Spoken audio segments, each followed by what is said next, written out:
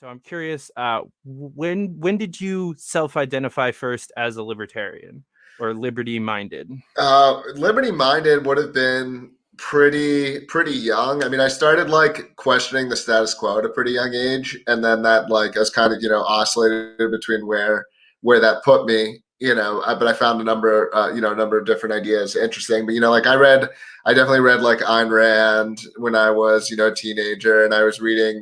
I read like Milton Friedman when I was really young, actually, and thought that Oh, was really nice. good. So I was definitely exposed to the ideas when I was pretty young and found them interesting from a pretty young age.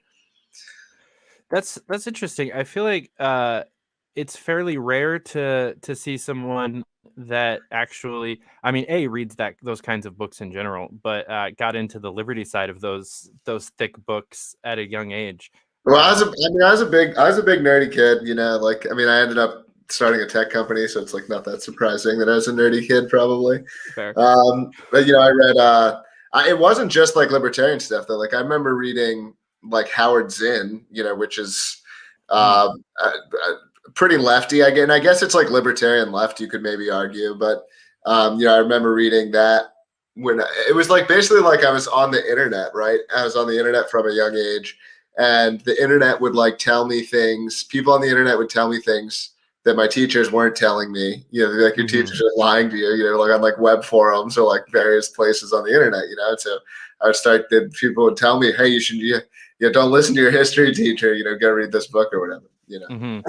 Yeah. Yeah, that was. I'm really glad that I was homeschooled and got to avoid some of the brainwashing, but it's still the same history books, right? It was like a Christian curriculum, and so it was spun a little bit differently than some like science and obviously science because like my entire K through 12 was creationism, so that was kind of interesting, like going out into the rest of the world and just having no concept of really evolution or what it is other than my Sunday school teachers shitting on it. But the history, it's just as bullshit. The only difference was that the curriculum was written in the South, so it took a slightly different look on the Civil War, but still, we won, the U.S. won, like it, and no move bombing, no Tuskegee experiments, no Tulsa race massacre, none of that stuff. Yeah.